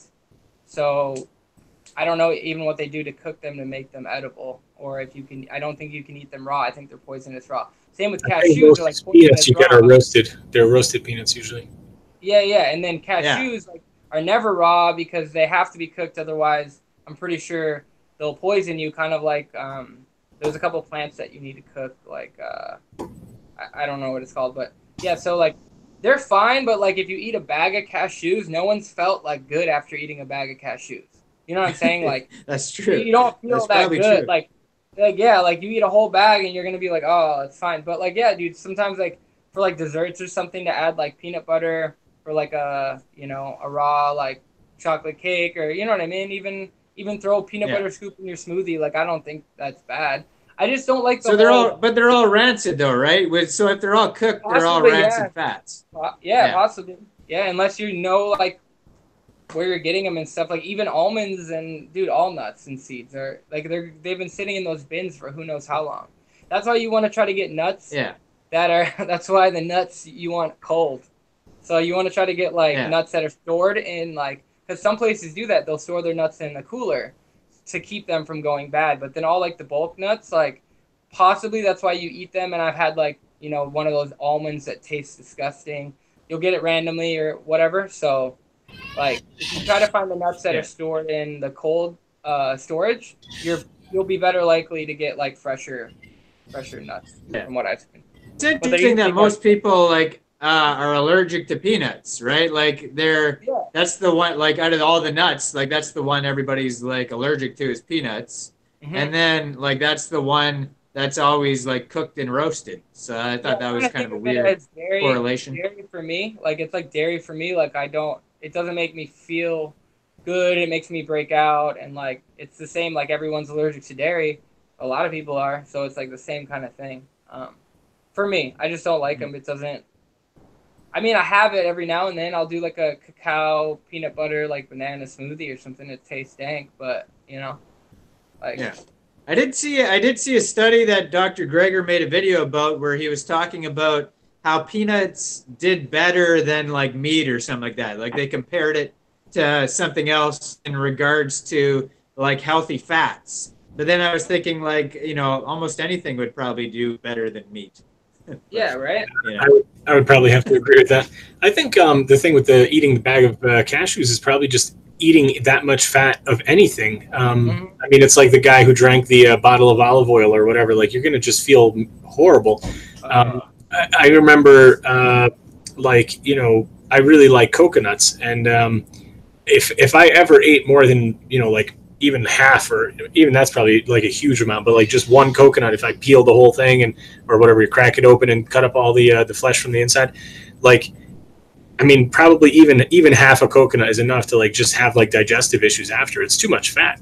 That's what I think. So, I mean, the mature coconut, right? Like the brown one. Like, because I like, that's why I like the young ones, but then again, they dip them in like some weird bleaching thing. So like that kind of freaks me out. But like, The young ones, the meat's so thin, so you can eat a whole one or like add it to something. I love the young ones, but yeah, dude, I tried to eat a brown one and I didn't even like it. Like it was too rich. It was too. I too love the coconut, but like It was just just too like heavy a small for me, amount. though. Yeah, I know what you're saying. Yeah, like a small amount is good. But then I think the cashews are like that too. If you eat like a small handful, like you're probably fine. But eat a Oh whole yeah. bag and it's like way too much. It's like not a good Yeah, idea. no, that's a good observation. That's true. Yeah, for like That's anything. that's That's what I a was saying. weird. Go ahead.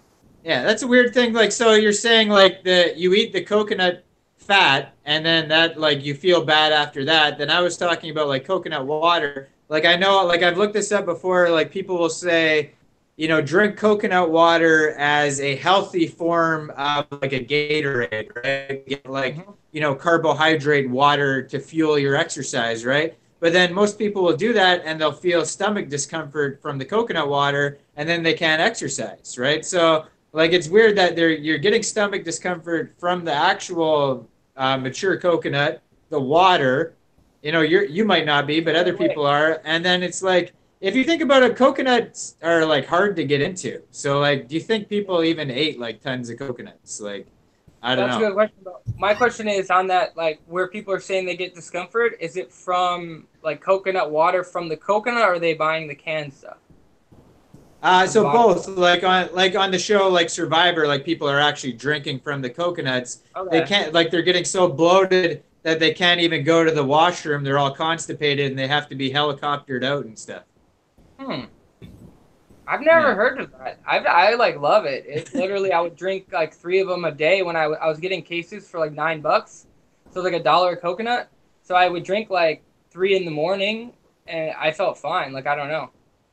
And then I would use the meat. I think that's one of the best shows. Yogurt. I think there is a video that Dr. Greger did a while back with coconuts. Yeah. There was a I don't know where it was, but I think it was like in the Pacific somewhere. There was an island where some people traditionally ate like a high amount of coconuts, and they were being observed for like signs of heart disease and high cholesterol and all this kind of stuff because coconuts have saturated fat. And like out of all the plant foods, it's relatively high in saturated fat compared to like most plant foods.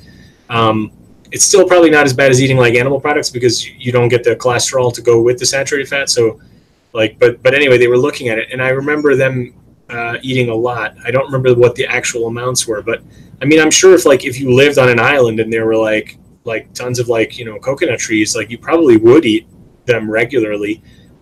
Your body probably adapts to it a little bit too. I mean, it's like the the Inuit can eat like whale blubber and like not be grossed out by that, and their digestion probably adjusts to it somewhat. But like if you tried to do that, like you would probably just get sick like crazy. Like I mean, I don't know. Like I would imagine that it'd be fine to drink coconut water if you were like used to it.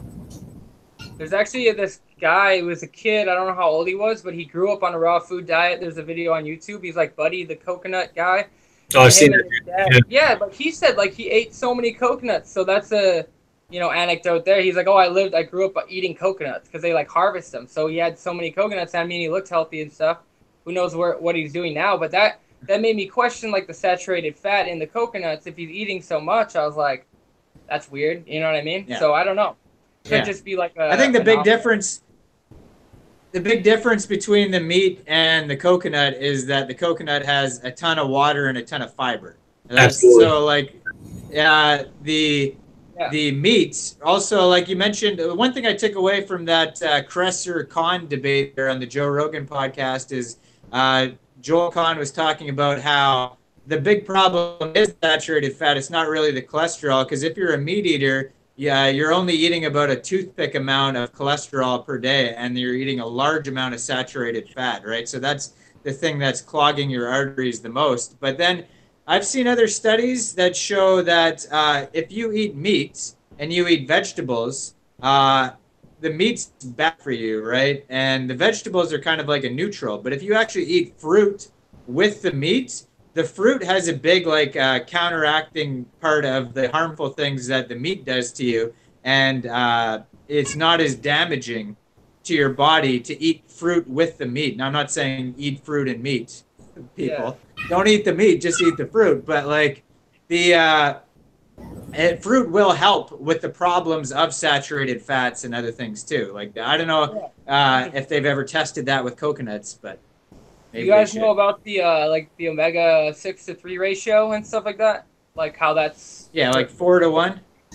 Yeah, so the funny thing is standard American is like 17-to-1, and coconut meat is 17-to-1 omega-6 as well. So like technically coconut meat is like not the best if you're trying to keep your omega-3s up, which kind of disappointed me. And then avocados are also way high in omega-6. Because I listened to this guy Don Bennett do a talk about fats, and he was saying that like hemp seeds and chia seeds together are the perfect ratio for your omegas together, because one is 3-to-1 and one is 1-to-3 or something like that. So when you put them together, they like balance each other out perfectly. But I mean, it's just interesting because a lot of vegans eat avocados and stuff, and I know that like we got to keep our omega-3s up. So I think it's important to know which nuts and seeds you should include to kind of keep that balance. Well, I think walnuts are like one of the best things you can have. They have like an almost ideal ratio just by themselves. And in most areas, like in the northern hemispheres or like, I guess, non-equator areas, they're abundant. They grow super easy, and you can usually buy them anywhere. And they tend to be cheaper, I think, than like chia seeds or more kind of exotic stuff, I guess. So like you can find them in like a regular like supermarket, as opposed to like having to go to like a specialty store or something like that for like hemp seeds or whatever. And they're actually pretty easy to get into. The shells are easy to get into. Some like almonds, if you try to like actually get raw shelled almonds, it's like 2 shells in one that you got to get out. So it's like harder to eat.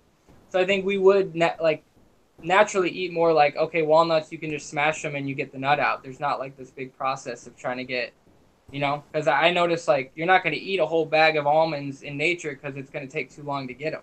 You know what I'm saying? So it's like certain nuts and seeds are more available to us with the tools that we have. So I think those are more for us. Again, and then like the weird coincidence is like they're good for your brain and they look like a brain. Like I think that's so cool, man. Like, you know what I mean? Like it's not. I just think it's cool. And then like carrots have beta carotene and they look like your eye. Like I just love that stuff. It's so cool. Like to me that shows like, oh yeah, this is a food for us. It's not science, but it's cool. It's cool. Yeah, if you think about like the area that you get coconuts from though, right? Like so like if you're standard American, you're going to McDonald's and whatever and you're doing all these things and you got your 17-to-1 because of that. But if you think about like just that one food, like what else is growing in that area? Like melons are,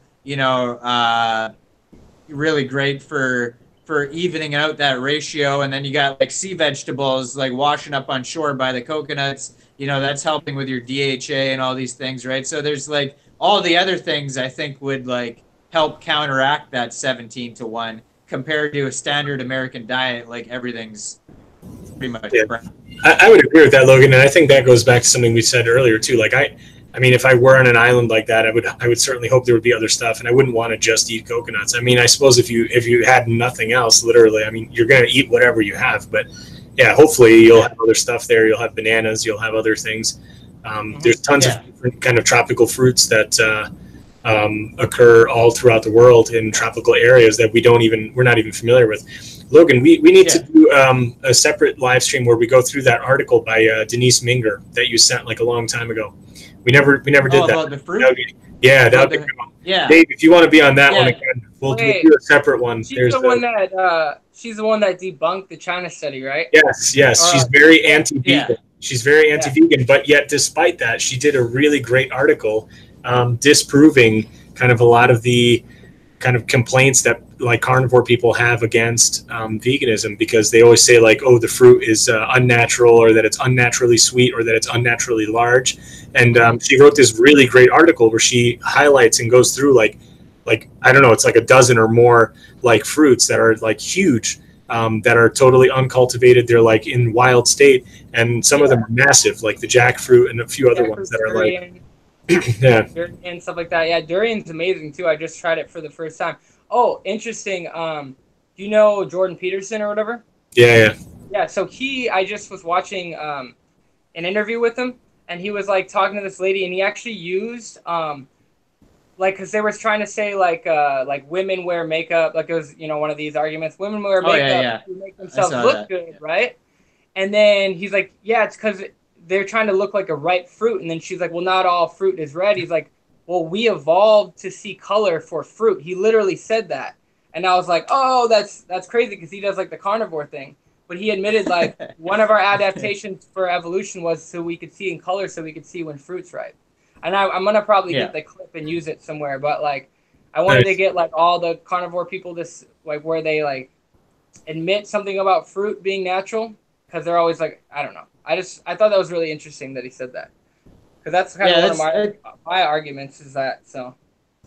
Yeah, that's funny too. Like when you first brought that up to me, that you're like, oh, this lady debunked the China study is like, oh, snap, like she's probably a moron, right? But it's like, you could say something that's, you know, totally wrong, and then in the next sentence say something that's totally right. It's not like somebody's going to be 100% wrong about everything they've ever said, and then the other person's 100% right? So she could write a really good article on fruit and then be wrong about the China study in two separate, you know, occasions. Yeah, that article is great. We'll do a separate live stream and just go through that, because I think that's really kind of like an eye-opening thing.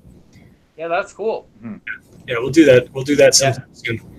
Guys, I should actually kind of get going too, because we got the kids. They're getting ready for bath time and all that stuff. So I just want to say it was awesome having both of you guys on. Dave, nice to meet you. And yeah, thanks, man. Yeah, thanks for listening to my crazy ideas. It's all right. It was good. So thanks, Logan, for setting this up, and we'll do another one sometime soon. Cool. All right, man. Just want to say thanks to everybody in the chat for being on. Hope you guys enjoyed it. And remember to subscribe to everybody's channels, and see you guys in the next one. Peace. Peace out.